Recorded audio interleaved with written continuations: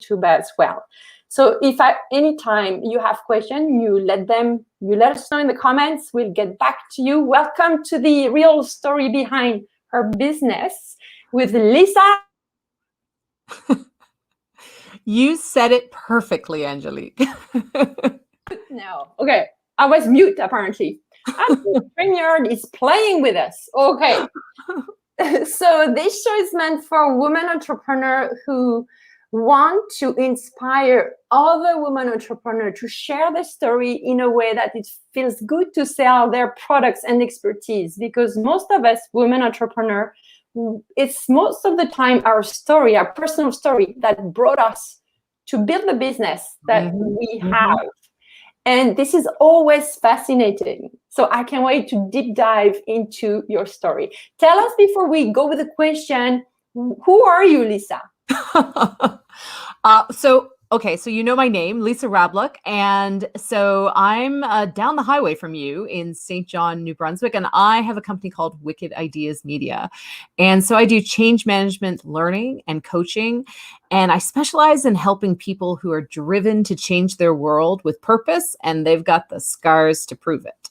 So so that's kind of what I'm all about, trying to solve those big, complicated problems. Who doesn't have any? I know it's a pandemic is a great time for me. Yeah. So Lisa, you didn't become the wicked woman entrepreneur like that, I'm sure. Can you bring us back to the little girl when she was 5 and 6?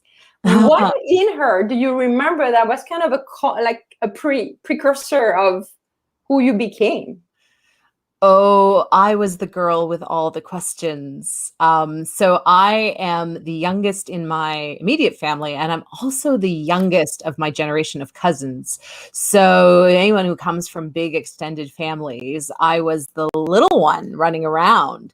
And so I was always curious about what was going on. And so I think that was the precursor to what I became, because like you, I followed my original path was a path into journalism. So that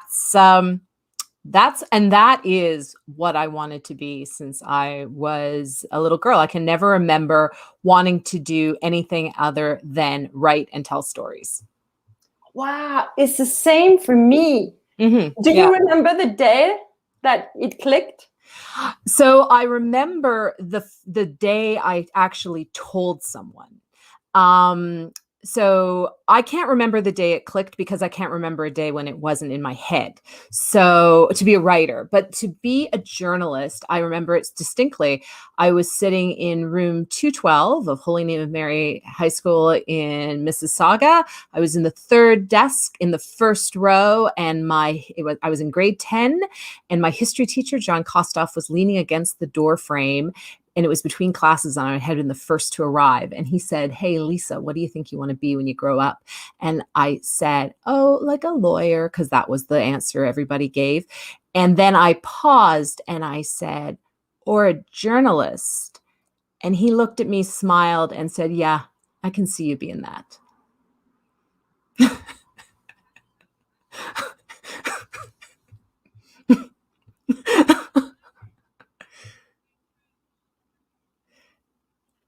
So, when I went to the University of Toronto, that was my first degree. And so I immediately went and volunteered for the student newspaper. So U of T has a bunch of different colleges, and I was at St. Mike's College. So I went and I volunteered at the Mike. And so I wrote for the Mike. I was a columnist with the Mike. I was the news editor of the Mike. So I spent those 4 years at U of T as a student journalist. Yeah. Wow, I love it. And then went off to Ryerson for journalism. So okay, so 19. I was 19 when I started writing stories. From journalist to the wicked empire. What happened? What the heck happened? Yeah. So tell me, before we dive into that, I want you to bring us back to, the before, like what was the burning desire that went through like the journalism movement you had in you, and then to this? Well, I think, you know what, I grew up in a family that debates public policy and politics around the kitchen table. My parents' kitchen table is this beautiful oak table that was from my mom's farm when she was growing up in Southern Ontario. And so it's this gorgeous, solid table, probably built in the 30s or 40s. And so we are that family. And I don't know if your family is like this, Angelique, but my family is the type that will spend 2.5 hours at the dinner table. It took us 20 minutes to eat the meal. And then the conversation continues for the next 2 hours. So I grew up in a very politically astute family. I credit my parents and my older sisters and then their husbands because like I am 13 years younger than my next sibling. So I was a kid in a grown-up world. And so our conversations were about the politics of the day. And so I think I was always fascinated by that, but not from a let's go into government standpoint. I was always fascinated about how do you solve the problems of your community, right? And so I think it was bred into me from a very early age in my family. And so that was always what I wanted to do. And I was fascinated by hidden stories. I've always been, and throughout my career, I've been fascinated by the stories that are unexpected or the stories we don't necessarily know. And when I was at the University of Toronto, that was an interesting time to be studying political science and history. It was 89 to 92. So the Berlin Wall was coming down, communism was collapsing. And here in Canada, I entered U of T as Meech Lake was dying, and I left U of T as the Charlottetown Accord was happening. So Canada was in the midst of this massive debate about what the heck were we going to be. And so that kind of brought me into this really interesting point in our nation's history, but also global history. And a really early interest for me was Indigenous studies. So as the news from the last couple of weeks in Canada has shown, we have quite a hidden story and a hidden history that we need to hear as Canadians, right? And to acknowledge and start fixing it. So that's been a constant through my whole career. It's certainly been those Indigenous stories. Yeah, I love how you bring that from the family table to your mission. Yeah, right? No, absolutely. So what was your, so you're very aware of what you want, where you want to play your role, right? So for you, what was your biggest struggle at the time to make it happen into a full-time business for you?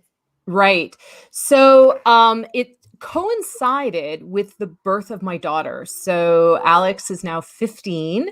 And after she was born, and I think this is a story that happens for a lot of women, I couldn't figure out how to return to the newsroom. It just didn't feel right anymore for a number of different reasons. Because I had also taken a bit of a side turn from my journalism career. In 2003, I was a political columnist here in New Brunswick, and the president of the University of New Brunswick approached me to come and work with him for 2 years on a special outreach program that we created called Next MB Avenir MB. So I worked with John McLaughlin for 2 years on that. So when I returned to journalism at the end of those 2 years, I was pregnant, and I was sort of caught between these two worlds. I had discovered a new way of engaging with citizens through my work at the university, and journalism was changing, but it wasn't changing as faster in the way I wanted it to. So my daughter's birth kind of gave me that opportunity to take a pause and step away and do some thinking. And a couple years after she was born, so then I just started freelancing. And then a couple years after she was born, John called me up and said, technology has caught up with us and our ideas. It's time to try again on helping people understand these complex issues we're dealing with. And he said, this time you lead. And I think you need to go out and see what you can do with that. And so it was at John's inspiration that I created Wicked Ideas. Oh, wow. Yeah. So I am an I am not a natural entrepreneur, nor was it something that I naturally embraced. But I think it gets back to mission and purpose, that I am passionate about helping people understand how we negotiate our way through these really complicated stories, whether it's about Indigenous reconciliation or regional economic development or youth unemployment or healthcare systems or education systems, all these different things. And climate change, of course, which is the biggest one of all. So I'm really passionate about trying to help people understand and get their way through that and reach a point of peace and consensus.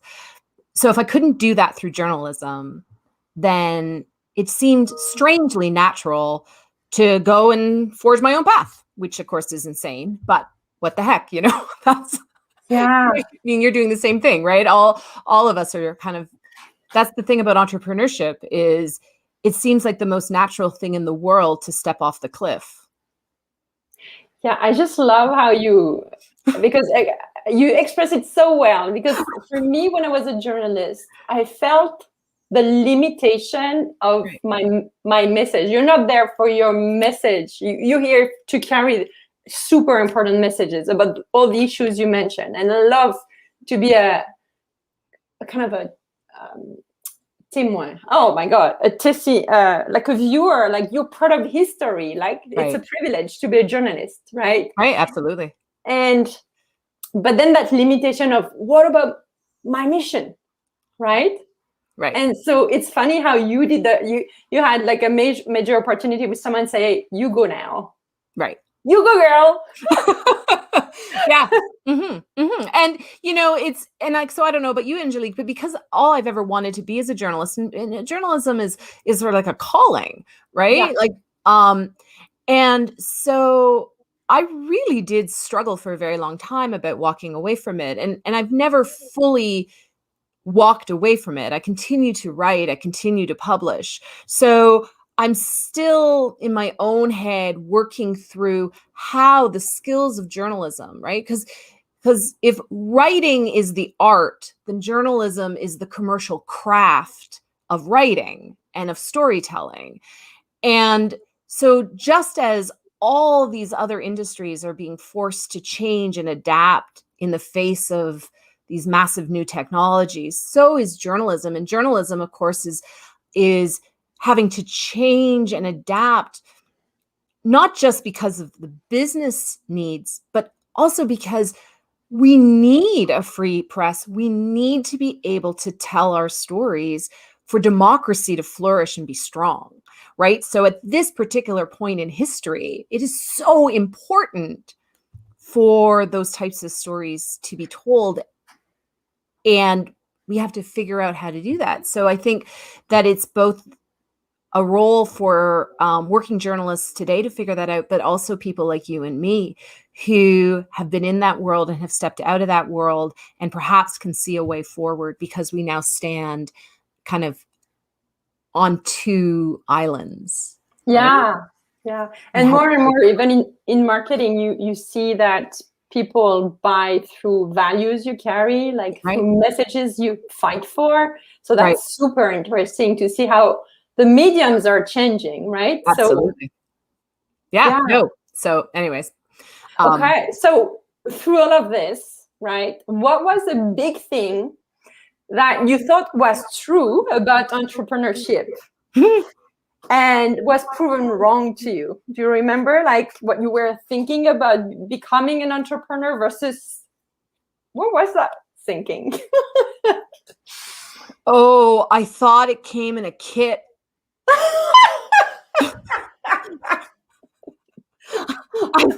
I thought it was like, great. So if I just take that course, it'll work. And that was stupid. Because the kit that I initially tried, the first path that I initially tried, the formula that I first tried was wrong for me.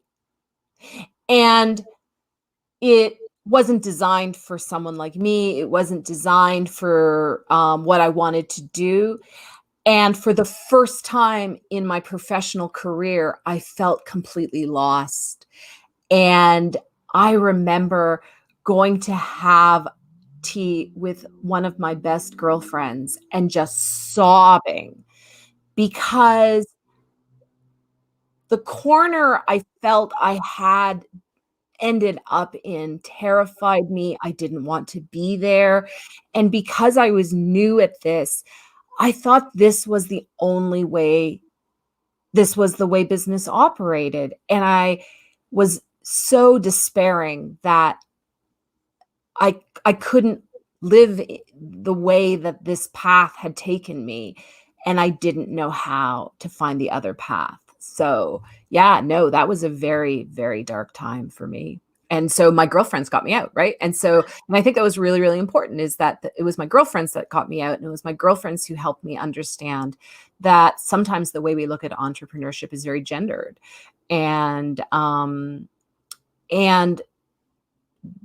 But we don't realize that necessarily. Tell me more. What do you mean by that? Well, I, of course, run a service-based industry. I run programs, and I do teaching, and so coaching, and so that was devalued in the beginning when I was going into the entrepreneurial ecosystem, because it was a quote unquote lifestyle business, right? And I was told, Lisa, you can't build a business around you.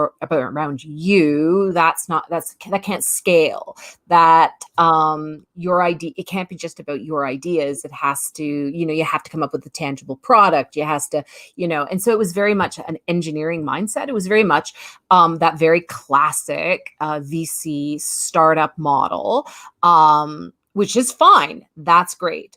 And that's great for the computer science and engineering dude or dudette, but usually dude, who has come up with a whatchamathing. And then they take the whatchamathing and they run around and try to figure out where the market is. And I, of course, was the other way around, right? I knew exactly who my market was. What I had to figure out was how to serve that market. And the traditional startup tech world isn't interested in helping that idea flourish. Okay. And so that, so as someone new to entrepreneurship and I don't have a business degree, right? I wrote about business. I didn't have a business degree. I was like, oh my God, so my own insecurities about entering this new field were further reinforced by that type of rejection. Yeah. So how did you overcome that? Oh, well, you know what? So I have girlfriends who have businesses, and they helped. And I had great clients who made me feel valued. And you just kept going, right? Because you had a mortgage to pay. So, right. So you just keep going and you figure it out, and you widen the lens and you look further afield, and you never stop searching for the community, because you'll eventually find it. Yeah. But it's not necessarily the first one that stands up and waves and says, hey, we're all about entrepreneurship, come on in. It's like, no, you're not. Well, not for me. Yeah. Mm-hmm.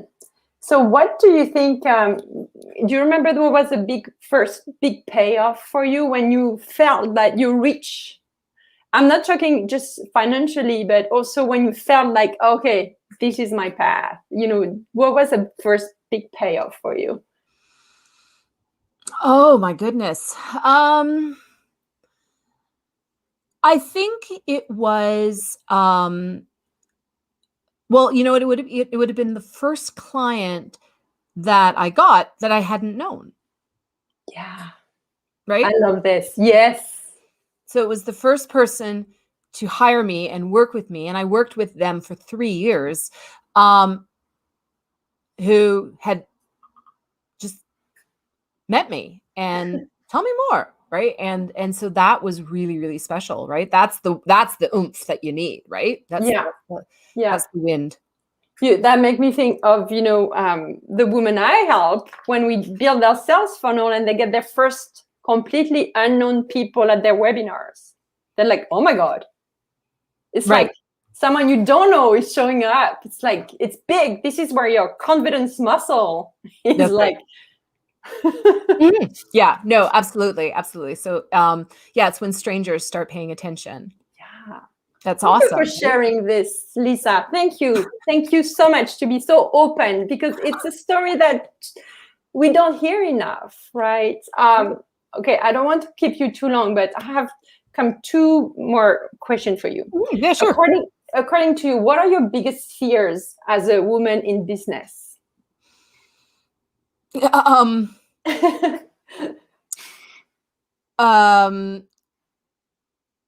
Well, so I think I'm that classic woman entrepreneur where safety and security is really important to me, right? And so I will always have a financial fear at the back of my head that it's all going to disappear, right? So that rather irrational fear, I do battle with on a regular basis, right?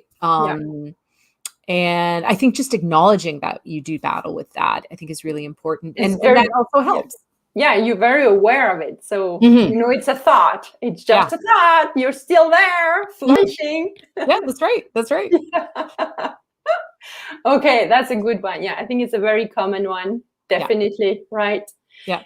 And what's your relationship with social media? I'm always asking that to my ladies I interview. Oh, well, you know what? I am, there's that old expression, the cobbler's kids have no shoes. And so that is a bit me, right? Like, so like I was a journalist, I was a political columnist, I was an editor, I was a writer. I understand how social media works, and I'm actually pretty good on it when I'm on it.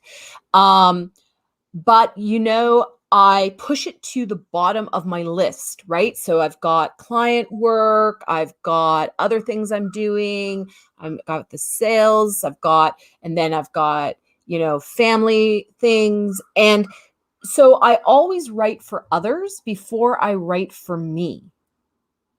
And I need to stop that. Listen to yourself. Right. I have to take my own advice. I love it. But yeah, no, so that's it. You feel that. Yeah. I know that to be true. So that's my relationship with social media. So I'm fine on LinkedIn. I'm just starting to get on Instagram. I don't particularly like Twitter, largely because, like a lot of women in journalism and a lot of women who had public personas, I kind of got chased around Twitter by trolls. So like Twitter, not my favorite place to hang out. And then of course, Facebook is fine. Yeah. Okay, cool. Yeah, and your story is so amazing. You're right. We need to hear that story. Yeah. I love it. So if people want to know more about, you know, Wicked Ideas Media, tell us more about who you are serving. Sure. So I'm actually just in the process of launching my first program. And so I'm going to be launching it at the end of July. At the beginning of July for the summer. And it's called the Wicked Solutions Studio. And as I call it, it's 10 weeks to save the world. And you come hang out with me for 10 weeks. We got video learning. We got weekly classes. And the end result is a 12-month calendar and work plan for solving whatever problem it is you're trying to solve or market you're trying to get into. We take your work plan, we divide it into 4 quarters. The first quarter is divided into 2 6-week groupings to help with quick wins. And in the process of doing this, we map what I call are the 4 key resources for moving a problem along. And that's your people, capital, information, and ideas. And we figure out how you can build a movement using all those resources to change the world or change your world. Yeah, so that's it. 10 weeks to change the world. Okay, so if you want to learn more, go to LinkedIn. This is where you hang out, Lisa. Yeah, LinkedIn is the best place to start that conversation. And of course, you can come to the website, wickedideas.ca. Yeah, okay. Wow. Anything I didn't ask that you wish I would have asked you about your story? No, I think from one journalist to another, you're a great interviewer, Anjali. Thank you, Lisa. So I think we covered everything off. Okay, I can't wait. I love all the story you shared, and I can't wait to read or hear your podcast or something when you're going to tell us your story. Yes. And now I'm going to be after you. That's right. Well, you stay cool up in your part of the province. I'm down here by the ocean. Yeah, I'm getting sticky. Yes, I'm down here by the ocean, so I have some beautiful breezes wafting in through my window. So I'll send you some of the Bay of Fundy's cooling air on up the highway. And I hope to meet you in person soon enough. Okay. Yes, Thank absolutely. you so much. So I'm going to say goodbye to Instagram, and then we can go there. Thank you, everybody. Leave us a comment if you have comments.